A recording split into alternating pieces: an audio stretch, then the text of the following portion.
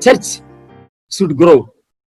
The leader, pastor, maybe president, vice president, deacons, treasurer, they should have the worry. Why the church is not growing? What is happening? You fixed maybe 6:30 worship, people are coming 7 o'clock. Or maybe out of 100 people, 30 people you are seeing.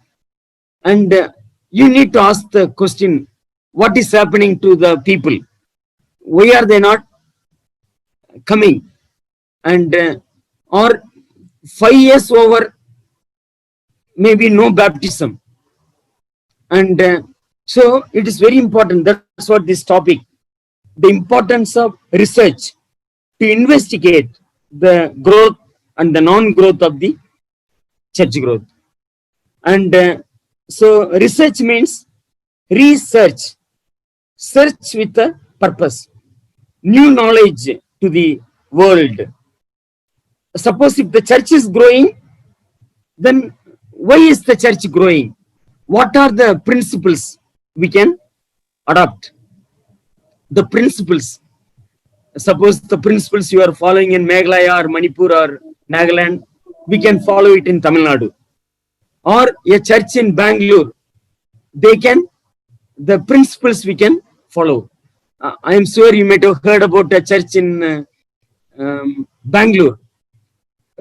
During this COVID-19, before that they bought 3 acres of land, like worship on wheels. People can come by car, they can attend the worship service. That's the way. Some years ago, some people they started in America, and so this COVID-19 time, one Assemblies of God Church in Bangalore, they started, and so systematically, you sit in the car, you take Lord's Supper, and that's the way, that in a creative way. And some churches, women's group, they sell snacks, tea or coffee. They can, as soon as the worship is over, people can buy snacks or drinking tea. They can talk with the fellow believers. And some churches, free. Coffee one side, tea, throw away a cup. You can help yourself, so that people can talk with one another after the church worship. Then some churches, every month, first week, they give the program for November. Suppose October, November first week, first Sunday, they will give a small pamphlet. Every Sunday, who is preaching, when is the Bible study. So different churches, they make a different way, so that people will be attracted. In Tamil Nadu, there is one church, and when the church members are going inside, they give the hymn printed thing, what hymn they are going to preach. Then what is the Old Testament portion, Gospel portion, and New Testament portion. So the church members will know. So every church, different way of doing things. And so when the church is growing, we need to study, why are the churches growing? What principles we can learn? What methods we can learn? Some churches, they ask, the pastor asked the newcomers, those who came first time to the church for worship, will you please stand? Then they give a rose flower, they welcome them, they clap the hands. Then they tell, as soon as the worship service is over, please meet volunteers, have a cup of tea or coffee, meet them, you leave the address, they can pray for you. So like that, different church, they have different way of doing things. And I do not know about your own church. And there is a church in Madras and Hyderabad. You might have heard Bhagat Singh and Bhakta Singh. And he was from Sikh family. When he went to abroad, he accepted Jesus Christ. He was an engineer. And Jehoshama, okay, in that church, every Sunday after the worship, they will have common meal. Beginning, they said, rice you bring, curry we will provide. But now they said, okay, um, every Sunday, as soon as the worship is over, we will provide meal. Anyone can have lunch. So different churches, they have different way of doing things. So we should learn what is attracting the people. Maybe good music, good Bible study, and good fellowship. You will feel warm. Some of the churches like City Bus, you might have seen City Bus. One way they are coming, another way they are going down. So the church, nobody knows who is the newcomer. Even pastor also doesn't welcome. Will you please stand? Who came first time? So for them, like 8 to 10 means 8 to 10. Who came, who don't come, no bothering. And but some churches, creative way. In one church in Vellore in Tamil Nadu, before the message, the theme, some young people, they come and put a skit. Then after the skit, the pastor preaches the sermon. So different way they are doing things. And in Bangalore, one church, they are sending buses through the church, different streets. They will say particular time, the bus will come. Those who want to come, you can come. And because those who don't have car, they cannot come by car. So that way they are sending the buses. And so exact time after the worship, they will leave them. So different churches doing different way of things. And they come. Some churches, 3 service. Morning 5:30, then 7 or 7:30. So the people, then evening also one service. So we need to study why this church is growing in this particular town or particular city. What is the secret? What methods do they follow? Then what principles we can learn so that our church also will grow. Same way, if the church is not growing, why are the churches not growing? We need to ask the question. Whether music is not good, or you are not welcoming the new people, they don't feel at home, and or some maybe one member did not come, 1 or 2 people. Immediately you make a phone call. Madam, what happened? Today you did not come to the church. Sir, what happened? You did not come to the church. I did not see you. And so then the people will know they have concern for the people who did not come. So our music is not good, or message is not good, and what is happening, maybe dull, no illustration, no voice variation, and you don't check the mic also, and people are sitting and they are not able to hear the sermon from the pulpit. And we need to find out the reason why the church is not growing and what is happening. Then we need to find out the reason. And like in Bangalore, one church in slum area, they said 8:30 the water will come from the main pipe, so that people at the time they have to gather the water. And so if the worship is at 8:30, people will come only 9:30 or 9, 2 songs over, 3 songs over. Then if everybody wants to attend, it is better to change the time. Okay, 9 o'clock, it's okay. 9 to then. And so we need to find out the reason. Why are the churches not growing? And if music is not attracting, we need to change the song, maybe contemporary songs or some good way of doing things. Or some churches that maybe 15 minutes if we can give to the youth to lead the singing. And like 52 Sundays, I don't know about your church, how you are doing. Some churches, 52 Sundays, systematically plan. If you look at, there is a CSI, Church of South India, CNI, Church of North India. With the beginning itself, 2020, January to December end, they plan. Okay, this Sunday, this Sunday is famous for this one. And for instance, January last Sunday, leprosy day, leprosy Sunday. And so they separate. Then May 3rd week, May 2nd week, Mother's Day Sunday. June 3rd week, Father's Day Sunday. And so like that, the variety, maybe one Sunday, Youth Sunday, one Sunday, like March 8, International Women's Day. Maybe that Sunday, maybe Women's Sunday.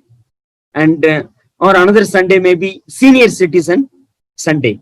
So you tell them, okay, this Sunday, senior citizens, they will lead the worship. Someone will preach. Same way, Women's Day Sunday. And maybe one person will lead, one person will preach. And Youth Sunday, completely you are giving them to the youth. So that your church will have varieties of program, not monotonous. And so that's the way we need to bring the people to Christ. And so that's the way the people will, first of all, we need to find out the reason. And last time we were telling about goal and all. Strategy, okay? It is in our perspective, that book, chapter 58, it is there, that article. A strategy is an overall approach, plan, or way of describing how we will go about reaching our goal or solving our problem. And suppose you know church is not growing, maybe the pastor, president, vice president, treasurer, the members discussing what is happening, what are the reasons, and then we have to find out the reason, then we have to modify according new strategy. Second, strategy forces to seek the mind of God and the will of the Holy Spirit. We need to pray, Lord, people are not coming. You give us creativity. You give us your wisdom, how to go about it. God will give the wisdom, and he will, what the strategy 2000 may not be suitable for 2020. So we need to change the strategy. Then strategy is an attempt to anticipate the future. Then strategy is a way of communicating our intention to others. Strategy gives us an overall sense of direction and cohesiveness. Then another chapter 49. See, Peter Wagner, he tells like 4 dimensions. First one, height, relationship of man to God, that is reconciliation. Second, depth, personal holiness or spirituality. Breadth, witnessing, sharing Christ. And so it is very important. Then another one is strategy, that God's work must be done in God's way. It should be efficient in the sense using the people in our church, personnel. Then money, time, relevant way, constant updating. And now some of the churches, you can see they are using PowerPoint.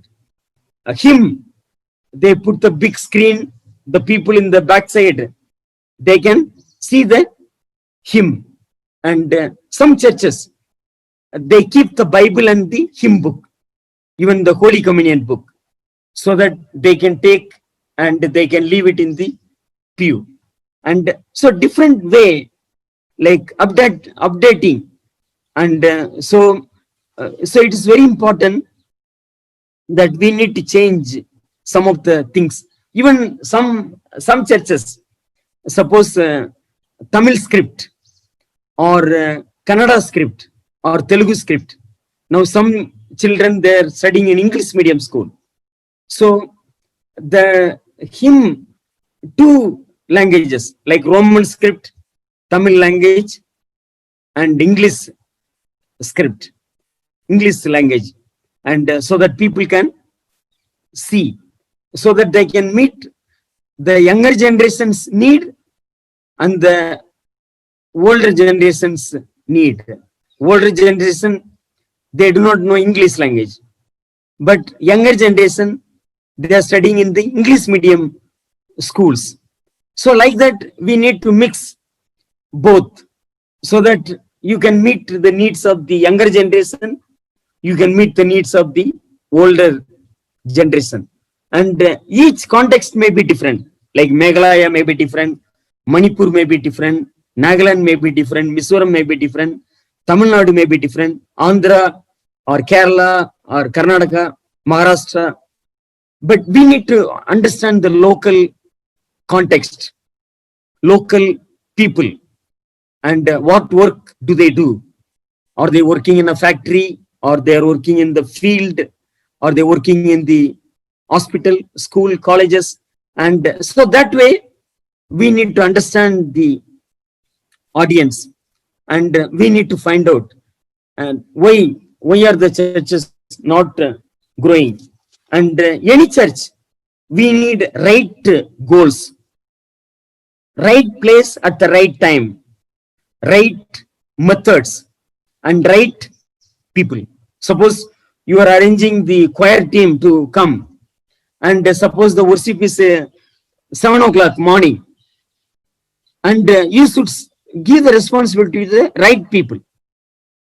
Suppose you are opening the church, we need to wipe the chair, podium, and the person you are telling, okay, tomorrow you come 7 o'clock, 7:30 is the worship, you wipe the chair and all, but the person is coming at 8:30.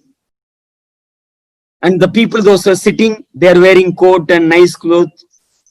Chair, there is a dust. The preacher is coming from maybe America or maybe Guwahati, and but the podium, you can see that the dust. The preacher may not tell, but you can see. Then next time, okay, I gave the responsibility to these two young people. Instead of coming at maybe 7 or 7:15, they came 8:30. Now I will not give the responsibility to these people. Or another way, what happened? Your father was sick. Was your father sick or mother sick? Or you did not get the bus? Or maybe two-wheeler puncture? What happened? Why? Maybe next time, please come on time. You are serving God. God will bless you. Or choir member, and maybe cordless mic. Now some of the churches are using. And cell, you are coming, and cell very dull, dim. And maybe in the church, 20 small cell, battery cells you can keep. Or another way, the person, choir members should come earlier, one who is handling the mic and all, to see whether battery is down or battery is okay. And you know that area shop, they are opening 10 o'clock. That means Saturday itself, they should buy the cell. Otherwise, the song may not be nice, organ may not nice. It is very important, right people. And maybe you are inviting a preacher, and you are telling, sir, in our church worships, we start on time. 7:30, but the preacher is coming 8:30. 2 songs, 3 songs, 4 songs. Preacher is phoning, I will come, I am on the way, I am on the way. Traffic, traffic. And then next time you should not invite that preacher because people are waiting. And so it is very important, right people. And some you might have seen 20-minute sermon means some they are like taking 40 minutes. Or you are telling to the choir, you are leading worship only half an hour, but they are taking 40 minutes. You are giving a small paper, please stop. Preacher has to go back. Heavy rain, but still they are singing. Next time you should know, okay, we should not give this because they are not keeping the time. And so everything, it is very important. Or you are arranging, we'll have a common cup of tea or coffee. And one person says, sir, I forgot to buy milk. Let us give black tea or black coffee. You know, and this person is not trustworthy. And so that's why it is very important. Right goals, right place at the right time, right methods, and right people. And so it is very important. And now, healthy church. There is I already sent one photo from the book. Okay, healthy church. Clear and inspiring vision. Please read Matthew chapter 9, 36 to 38. Matthew 9, 36 to 38. Yeah, anyone please read. But when he saw the multitudes, he was moved with compassion on them, because they fainted and were scattered abroad, as sheep having no shepherd. Then said he unto his disciples, the harvest truly is plenteous, but the laborers are few. Pray ye therefore the Lord of the harvest, that he will send forth laborers into his harvest. Yeah, thank you. So when Jesus saw the crowds, he had compassion on them. Same way, suppose your church, wherever we are, the church people should have the compassion. And so it is very important. And Bible says the people were harassed and helpless, like sheep without a shepherd. The harvest is plentiful, but the workers are few. You know the congregation, you know the area, and we need to have the vision for the perishing souls. Second, mobilizing leadership. Mark 10, 42 to 45. So that's the way the whole church members should have this character, service mind, helping other people, compassionate. And so that's the way the people mobilizing leadership, they should find the opportunity to serve the people. Suppose a person has a car, you see some church members, maybe senior citizen, 70 or 65, they are sick, they are not able to walk. Maybe you have a place in your car and you can tell, auntie, please come, I will take you to the church, I will bring back you to the home. That's the way the helping nature. But today we see, may I help you? This is missing in the society today. And so every member should be having the nature, serving, helping. And so it is very important. And then only the church will, then motivated ministering body. Motivated ministering body. There are some pastors, 5 years, somehow I will stay, then I will go. 5 years in Churchandpur or Dimapur or maybe Aizwal. Then as soon as the 5 years over, I will move. but they should have the compassion. Okay, in my 5 years, I will make a great impact. Our church will make a great impact. And that's the way some of the churches, those who come, you don't come, it is your problem. I will get my salary on time. My organization will give. And but we need people, compassionate. And so we need compassionate shepherds. And it is very important. And fourth one, proper stewardship of resources. And whatever the resources, maybe the church property, two-wheeler, four-wheeler, computer, and anything that everybody should be, they should take care of the things. That's what proper stewardship of resources. As I told you last time, now when the missionaries moved to their own country, 1947, they hand over the property to the people, local people. And they thought, okay, this leader is a trustworthy person. They hand over the property. What happened? Some places, they were not faithful. Some places, they sold the property. Some places, no, the compassion, no proactive. They stopped the hospital. They stopped the Bible colleges, and they just it is going on, and like status quo.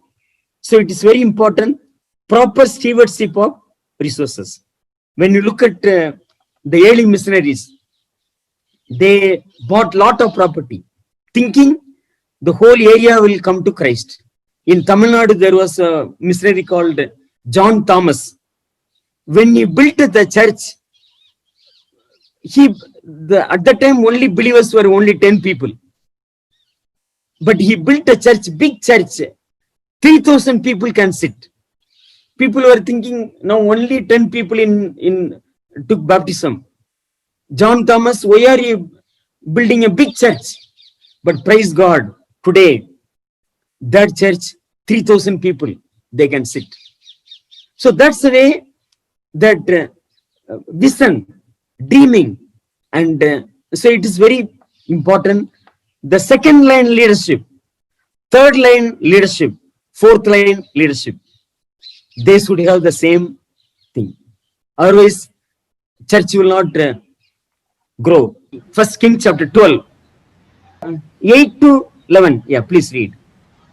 But he forsook the counsel of the old men, which they had given him, and consulted with the young men that were grown up with him, and which stood before him.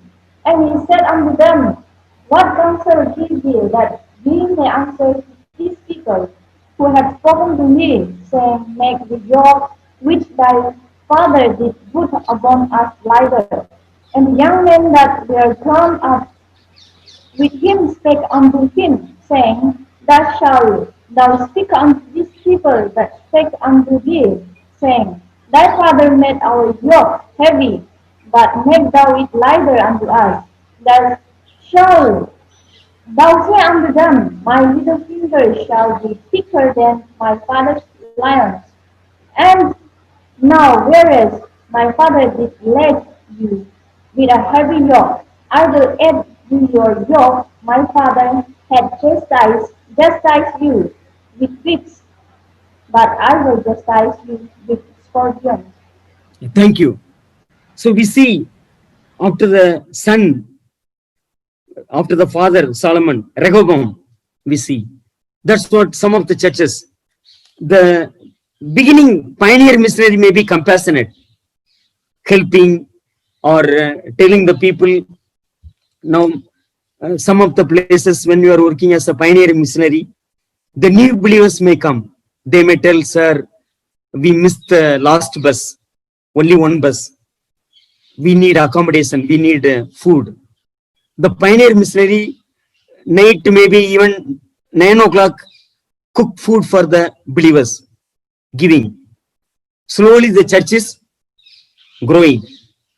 Maybe after 10 years or 15 years or after 20 years, next missionary or the next evangelist or the next pastor comes, same compassion they should have. Or suppose someone comes, sir, all the shops are closed. I did not eat anything. And you are telling, go to the right, go to the left. There will be some shop. You eat and come. Then we'll discuss at 3 o'clock. Then, yeah, that's what some of the churches, some may deal in a compassionate way. Some they deal with a rough and tough way. That's what he said, that Ragobam style. So he said, I will scourge you with scorpions. And so that's the way we see some of the churches. And when you compare 1950 and 2000, then 2020, we see, you can see the thing. No compassion, people are not approachable and not hospitable. We see, then people, they don't want to come. And so it is very important. Then integration of text and context. This is like culturally relevant witness. We need to change our method according to the context. And some of the things, then the church will grow. Then I will read for you 5 functions. First one, compelling witness. Acts chapter 5:42, compelling witness. Second, comprehensive discipleship. Acts chapter 17:11. Compassionate service. Acts chapter 6:1-7. Fourth one, caring and welcoming community. Acts chapter 2:42-44. Fifth one, dynamic worship and prayer. Acts chapter 13 verse 2. So it is very important. 14th topic, importance of research to investigate the growth and the non-growth of the church growth. Now we'll move on to another concept. 15, understanding the concepts of quality and quantity for effective church growth. Quantity, quality and quantity. And so it is very important. Quality also very important. Quantity also very important. Some churches, quantity is there, but no quality. You can see, you can sense it. Sometimes people will tell, suppose police station, there is a call, sir, so and so has come, will you please come, your church member. And when we go, the police officer will tell, sir, sorry sir, calling you, your church member without license, he drove the vehicle. Then as a pastor, you have to say sorry. Or another way, sir, this your church member was drinking and fighting in the main road. So that means quality, no quality. Or someone says from the hospital, this person is taking medicine and syringe to run the private clinic. So it is very important. Quality and quantity, very important. And let us read Acts 2, Acts of the Apostle, chapter 2, 42-47. And they continued steadfastly in the apostles' doctrine and fellowship, and in breaking of bread and in prayer. 43. And fear came upon every soul, and many wonders and signs were done by the apostles. And all that believed were together and had all things common, and sold their possessions and goods and parted them to all men, as every man had need. And they continuing daily with one accord in the temple, and breaking bread from house to house, did eat their meat with gladness and singleness of heart. 47. Praising God and having favor with all the people, and the Lord added to the church daily, such as should be saved. Thank you. So this is about 3,000 people. We see the quality of the early church and prayer and teaching God's word, Holy Communion, and we hear the fellowship. So we see the quality. Acts 4:32 to 37. 37. All the believers were one in a heart and mind. No one claimed that any of their possessions was their own, but they shared everything they had. With great power, the apostles continued to testify to the resurrection of the Lord Jesus, and God's grace was so powerfully at work in them all that there were no needy persons among them. For from time to time, those who owned land, houses, sold them, brought the money from the sales, and put it at the apostles' feet, and it was distributed to anyone who had need. Joseph, a Levite from Cyprus, whom the apostles called Barnabas, which means son of encouragement, sold a field he owned and brought the money and put it at the apostles' feet. Again, we see the quality we see in the church. At the time, this church, about 5,000 people. That's the way that the church quality should be there. Now, when you look at some of the churches in India, some churches like Mega Church or Meta Church, you can see sometimes that they are very good. Music is good.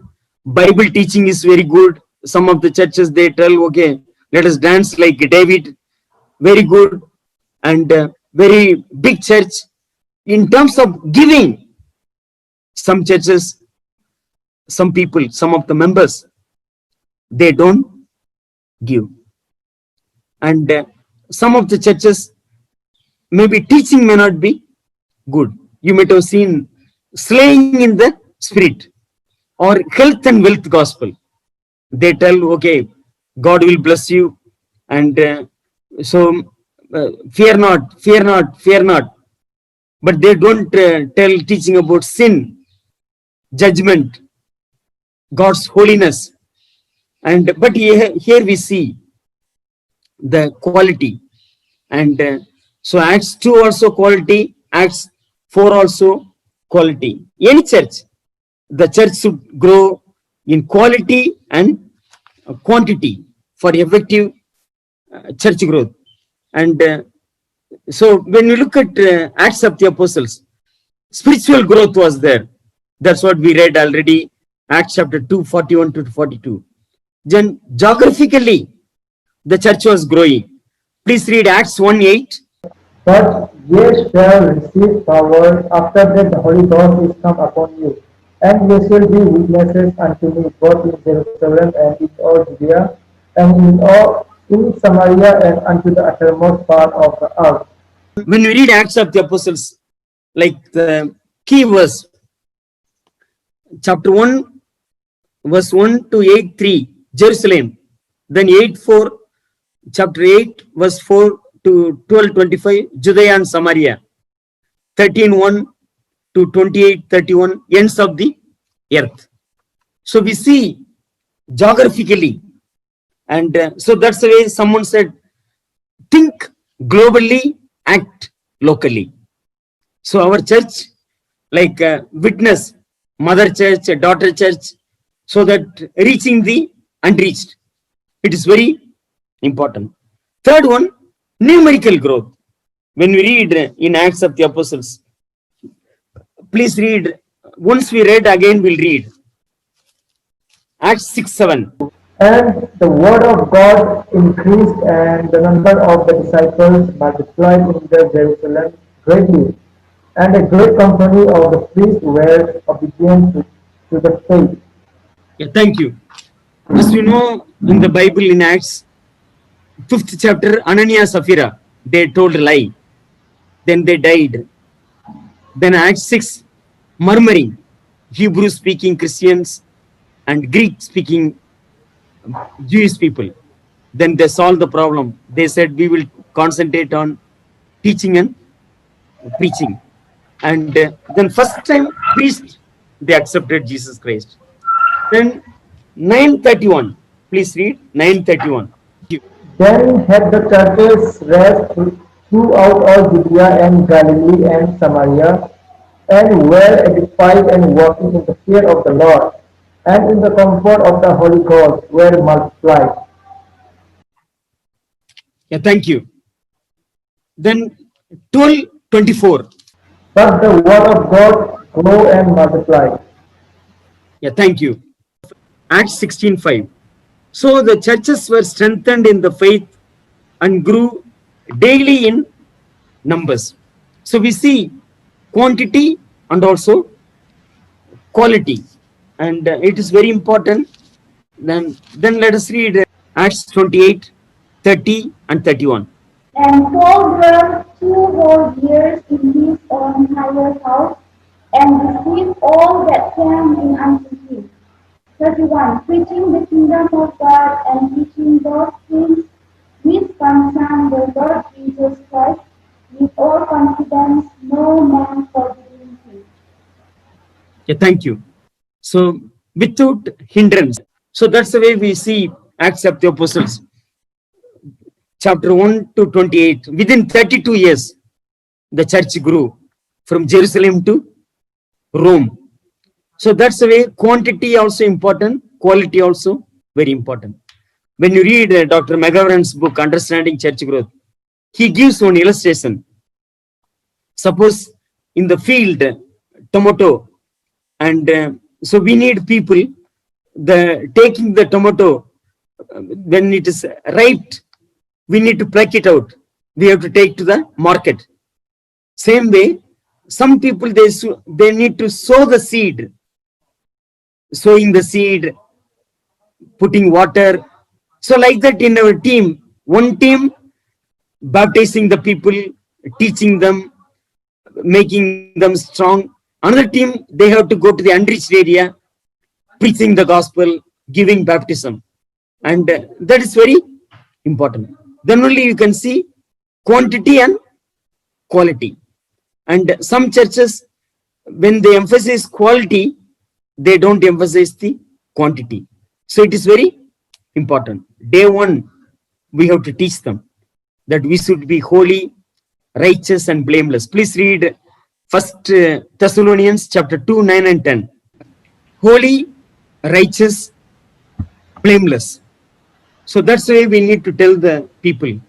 Now you are taking baptism, you are coming to our church, and wherever you are, you should be holy, righteous, blameless. And when the people ask, what happened? Jesus Christ changed me. Holy, righteous, blameless. It's very important. We have to tell them. Suppose you are an auto driver, don't cheat the people. Or you are a nurse, be kind to the patients, and blameless. And anything. Suppose you are a police officer, and suppose you want to buy banana, you pay the money to the banana seller. Usually people, they think these people, they take bribe, they take food or anything, they take it. And so we have to tell them, you should be different, holy, righteous, blameless. Whatever the work they do, collector or housewife or auto driver, bus driver, conductor or a pilot, anyone, we have to tell them. That is the new birth. That is the new believer. You are a child of God. Your life should be different. And that's the way quality will be there. Otherwise, people will point out, in your church, people are smoking, drinking, fighting, they are going to the court, divorce. And so we need to constantly, we have to teach them what is the purpose of the church. Philippians chapter 2, 14 to 16. So everything, do everything without grumbling or arguing, so that you may become blameless and pure, children of God without fault, in a warped and crooked generation. Then you will shine among them like stars in the sky as you hold firmly to the word of life. And then I will be able to boast on that day of Christ, that I did not run or labor in vain. So day one, we have to tell them, you should be holy, blameless, and you need to read God's word daily. You have to pray. Sunday, you have to come to the church. Whenever any program, Bible study or women's meeting, men's meeting, children's meeting, youth meeting, so you have to come so that you will grow in your spiritual life. And we have to tell them, you are going to a birthday party, they are giving you Myanmar, Iraq, or anything, you have to say, body is the temple of the living God. And no e-cigarette or any cigarette. And we have to tell them that these are the things you should not do, because we need God's character. And so some of the things we have to tell them, then only quality will be there. And we have to teach God's word to them. And day by day, step by step, like a big building, one day it will not come. Brick upon brick. Same way, teaching, teaching, teaching. That's what Colossians 1:28. Him we proclaim, warning everyone, teaching everyone, so that we will make mature in Christ. So quantity and quality, it is very important, and so that our church will be dynamic church. And today we see all over India, like Kanyakumari to Kashmir, Bombay to Calcutta, we see some of the non-Christians, they are pointing out to the Christian church. But the challenge, you are the light of the world, you are the salt of the earth. Whatever happened, happened. But now we are studying the church growth. We should make a great impact in the society today, so that our church will be both quantity and quality. And we have to tell them, you share about Christ to the people. And so that's the way the people will come to the church. Now we'll move on to the another topic. I'll read for you holistic models of church planting and the importance of utilizing holistic models like educational programs, social projects, and literacy projects for church planting. Okay, holistic means whole, body and soul, both important. You might have read about William Booth, soap, soup, salvation. Soap, soup, salvation. You give them nice soap so that they will take bath and they will prepare their body. You give them soup, they will get their strength, and you can ask them, come to church, and they will get the salvation. Soap, soup, salvation. It was in 1865. William Booth, Salvation Army. And one of the famous song you might have sung, that have you been to Jesus? Are you washed by the blood of Christ? This William Booth favorite song, Salvation Army. So that's the way it is very important, both body and soul. Let us read Acts 10:38. How God anointed Jesus of Nazareth with the Holy Ghost and with power, who went about doing good and healing all that were oppressed of the devil, for God was with him. Yeah, thank you. How God anointed Jesus of Nazareth with the Holy Spirit and power, and how he went around doing good and healing all who were under the power of the devil, because God was with him. So we cannot separate body and soul. Many people may come, maybe fire accident, flood, Now you might have read Hyderabad heavy flood and Karnataka heavy rain. So some unexpected thing may come, or cyclone, like in Tamil Nadu few years ago, tsunami, and many people suffered, or earthquake, and many calamity may come. At that time, our church should go and minister to the people. Maybe vessels, making tent, and some of the basic need provision, and we need to help the people. Now even COVID-19, whatever we can help the people. And so we cannot close our eyes. No, no, no, only my calling is to preach the gospel. And the need comes to your doorstep. Whatever we cannot give 100 kilo rice, but we can give 1 kilo rice. We can tell, okay, we will pray. I will pray for you. And whatever we can. And that's the way many needy people may come. Maybe someone may say, okay, sir, I have only 500 rupees. Will you please take me to this nearest hospital? And so many need may come. That's what felt need. Some, they may not need your money, but they may need your fellowship. They may need your prayer. They may need your comforting word. So different need, felt need. And when you look at the pioneering missionary from Kanyakumari to Kashmir or Bombay to Calcutta, when you read their ministry, pioneer evangelism, missionaries, they come, live among the people, learn the culture, learning the language, and preaching the gospel. Pioneer evangelism. They are the new going to the unreached area. Second, primary health care. Now there is a book called Where There Is No Doctor. Okay, it is published by World Health Organization. Where there is no doctor.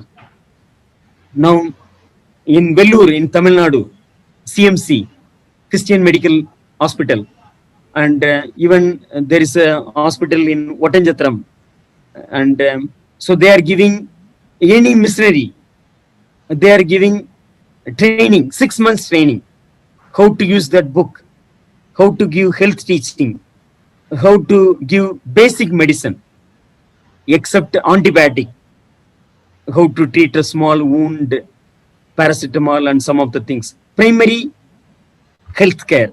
And so as we live among the people may come. Some of the needs we can give. Primary health care. 3, coaching class. Now some of the places maybe English coaching class or maths coaching class, maybe 1 hour through our church or the missionaries home. So then fourth one, Bible translation, and some of the things you invite maybe a couple, those who are called for translation. They can learn the language, they can learn the sound system, and they can translate the Bible. Then literacy, teaching the people how to read and write. 3R, reading, writing, arithmetic, mathematics. And some of the people, they sell vegetables, they sell their things to the nearest town because they are not able to read and write. Business people are cheating them. If they learn mathematics, people will not cheat them. That's what literacy.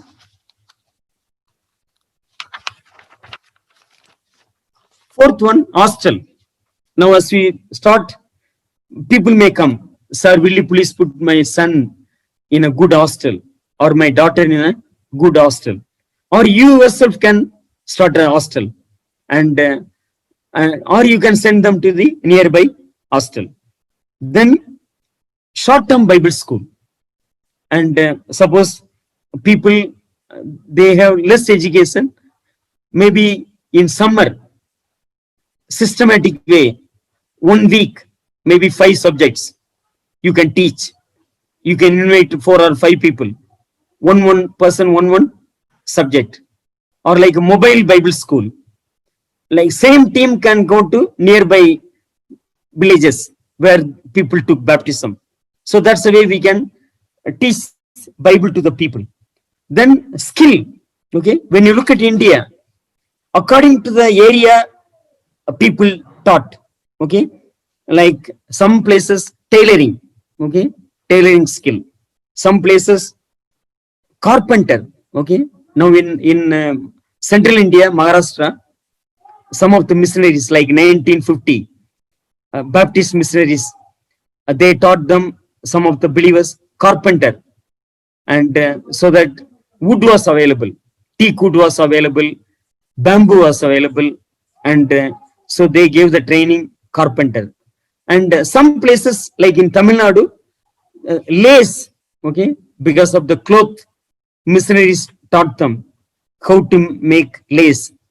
Now some parts of India, like shawl, the like a small skill.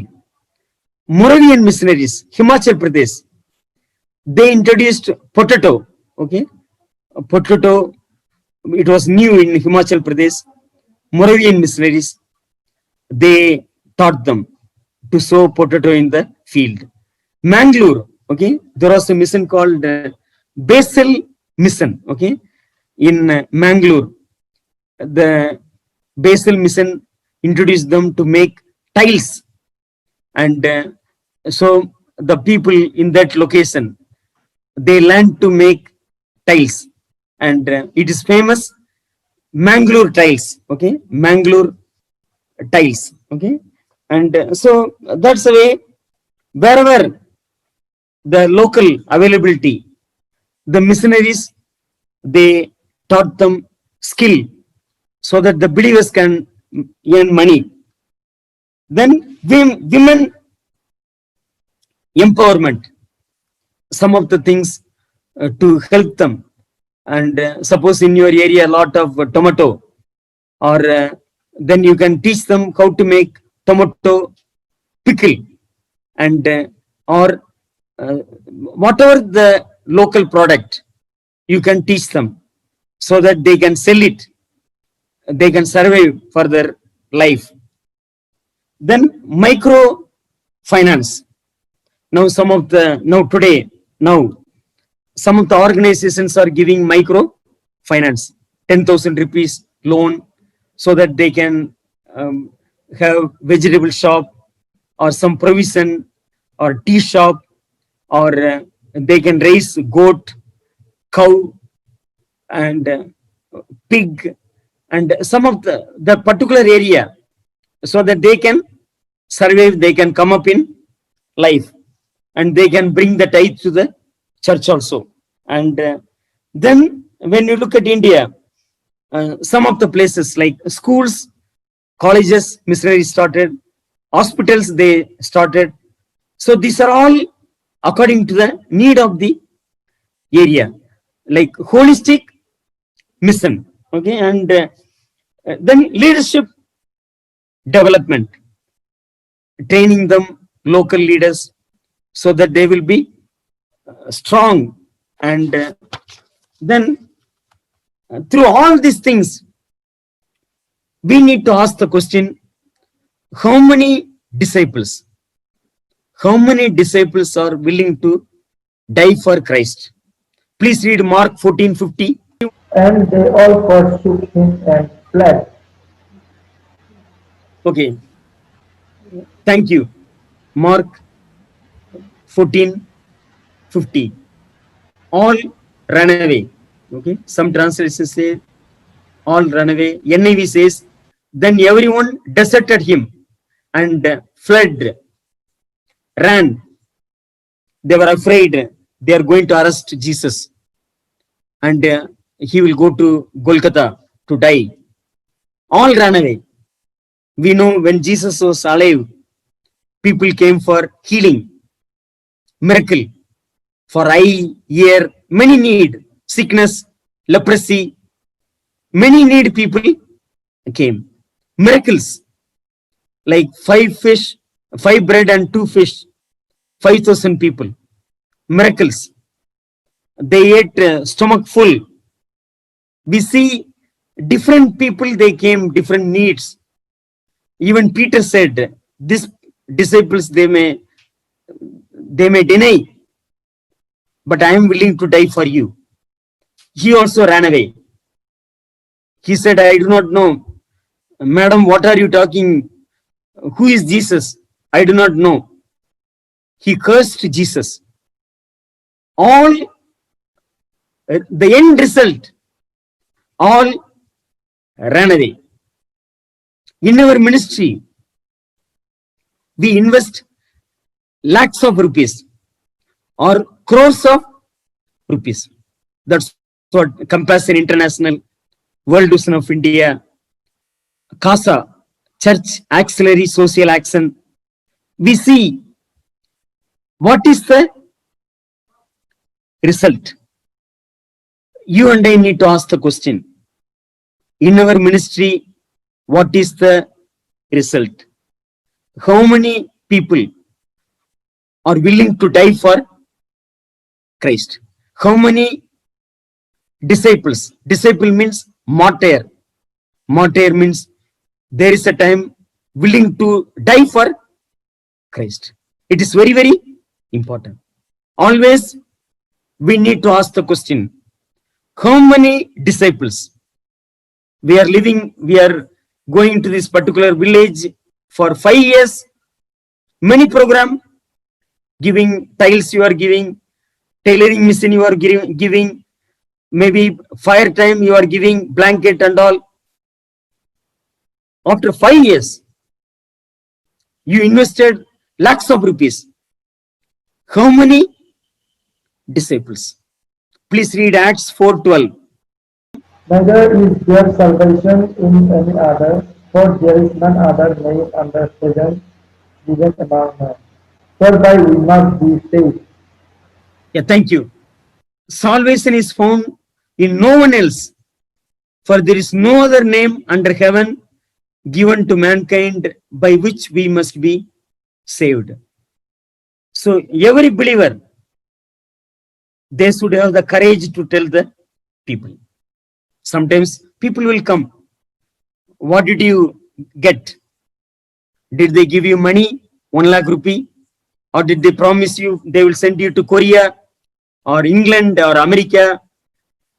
Or did they tell you they will give you a job, maybe in Tamil Nadu or in Karnataka or in Iswell? And that person should say, I accepted Jesus Christ. Jesus Christ came into my heart. It is my decision. No one forced me, or no one told me, no one compelled me, and I will die for Christ. Persecution may come.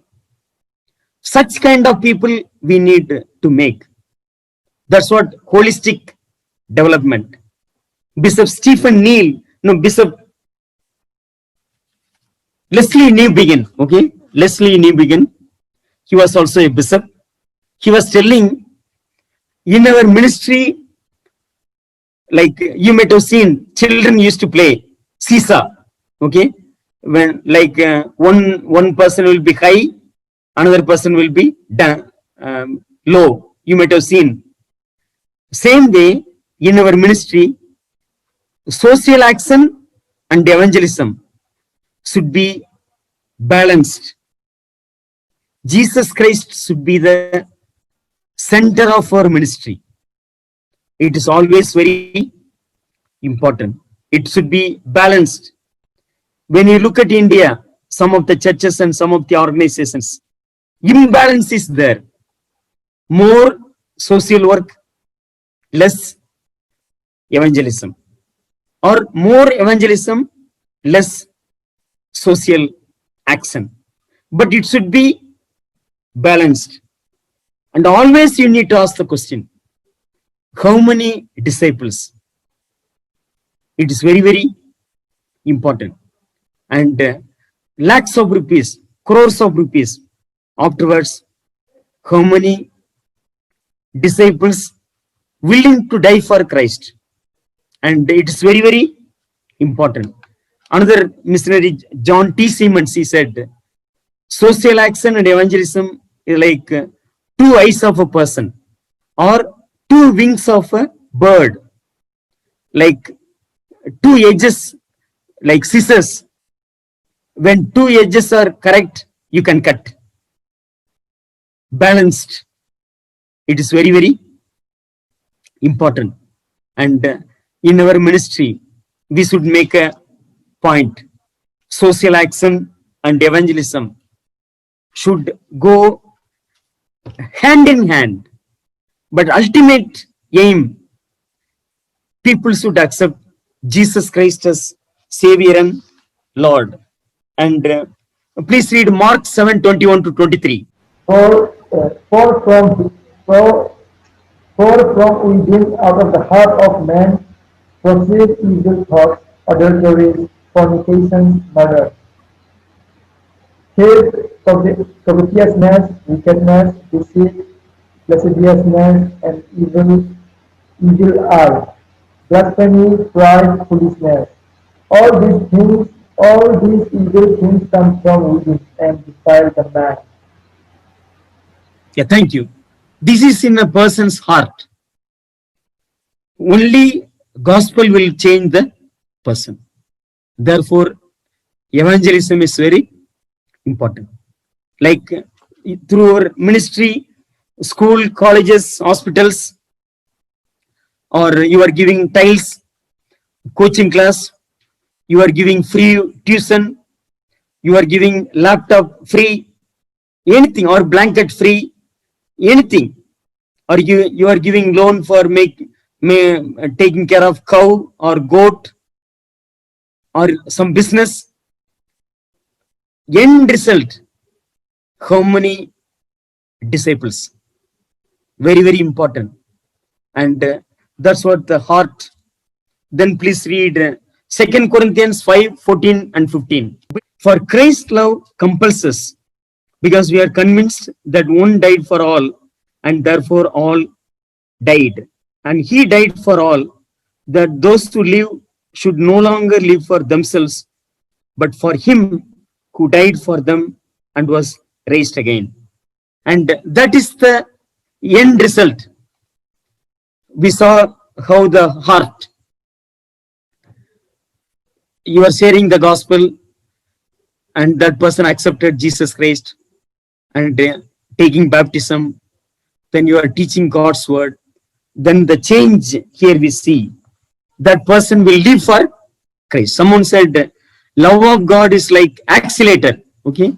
Now when we read the biographies of the missionaries, Adoniram Judson, Burma, Myanmar, William Carey, England to Calcutta, Mary Slessor, Africa, David Livingstone, Africa. And we see missionaries, they came, and imagine 1865, imagine 1894, Lorraine and Savage, Mizoram, 32 years, continuous together. And so we see love of God made them to go anywhere, to do anything for Christ. There was, you might have read about Emmy Carmichael. She lived 52 years in England, in Tamil Nadu, a place called Donaur Fellowship. She said, when I die, roll my dead body in the Palmyra mat. Don't spend more money for my burial. That money, you can use it for the girls' education. And so that's the way we see long-term commitment. Ida Scudder in Vellore, long-term commitment. Why? The reason is love of God. Going anywhere, anything to do for Christ. That should come in our believer's life. That's what it says. And he died for all, and that those who live should no longer live for themselves, but for him who died for them and was raised again. Suppose you are a pastor, you are telling, okay, we need some money to buy maybe 10 chairs because more crowd is coming to our church. You are telling one businessman, will you please donate 10 chairs? Because that businessman lakhs of rupees, yes. But that person says, sorry, sir, I will not give. Then we need to ask the question. He can do, but he's not willing to do. But when we read Barnabas, he sold his field and gave the money. Everyone's need was met. Yesterday I was telling 3 conversions are necessary: mind, heart, purse. John Wesley, he said, earn as much as you can, save as much as you can, give as much as you can. That's such kind of people, believers, through our ministry, we should make. It's very, very important. Holistic mission, both are important, but above all, evangelism, the end result, how many disciples are willing to die for Christ? So let us not become weary in doing good, for at the proper time we will reap a harvest if we do not give up. Therefore, as we have opportunity, let us do good to all people, especially to those who belong to the family of believers.